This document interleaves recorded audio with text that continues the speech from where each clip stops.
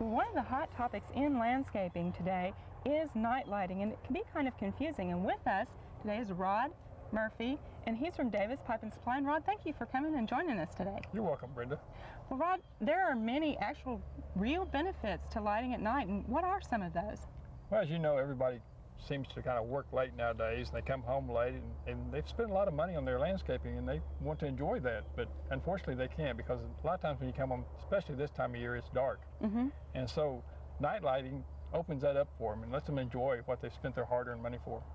Well, there's also some security issues that are involved with night lighting as well. There is. You can actually direct people with using lighting, using low voltage lighting. You can direct them maybe to stay off the grass, or maybe come across the grass, or maybe even direct them around to the back side if you're having a party. Okay. Well, once you decided to light your landscape, what types of things should you take into consideration before starting a project? Well, you should always plan. It's like anything else. You should always plan. You should pick out items in your yard that are important to you, things that you spend a lot of money and a lot of time on, or things that are special to you. And focus on those things first, and then kind of expand from there. Okay, now if a homeowner is lighting, should they consider a certain type of lighting over another type? Well, there's two types of lighting. There's what we call high voltage, which is 120 volts, and there's also low voltage, which is what we'll be dealing with. And low voltage is the safest around animals, around children, around people, because it won't hurt you, where high voltage will. Okay, so basically that's the safer way to go then. It really is. Lighting. Yeah. Oh, good.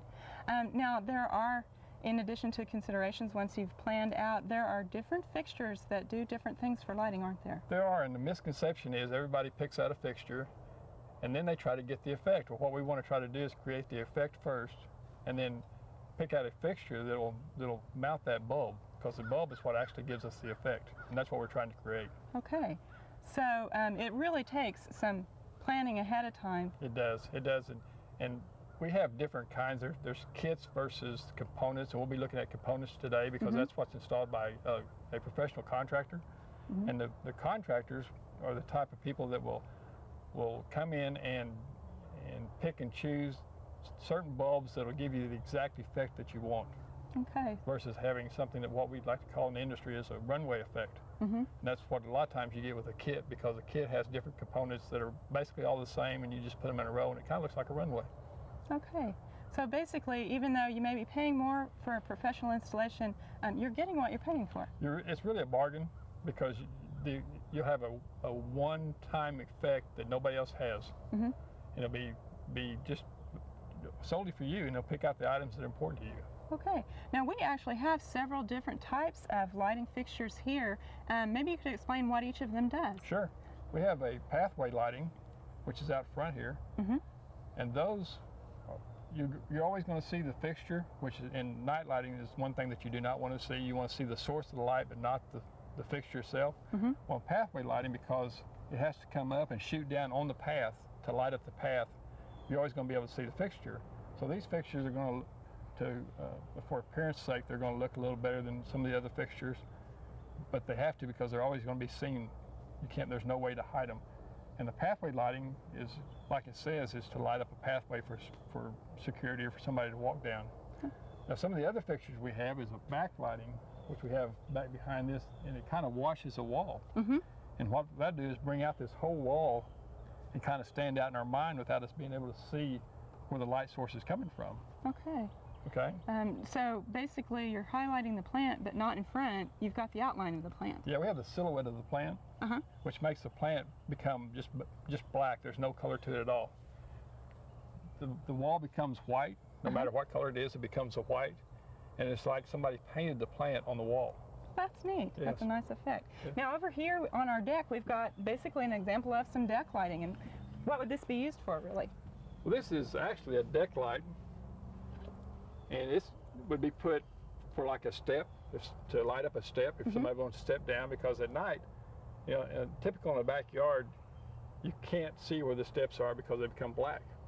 And this light just gives us a light straight down that'll just light up just the step without having a lot of light out in the way. Okay. Now I can see by the design of this fixture, it's meant so that you're not actually seeing the actual light with your eye. Yeah, and that's the key to a good nightscaping job, is you don't want to see the source of the light.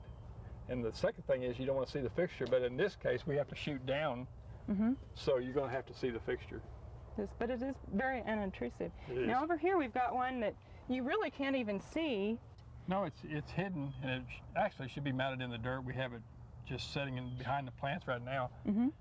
But it's another one that should be just the source of the light is what you want to see, not the fixture. Now what's the effect that we're doing here?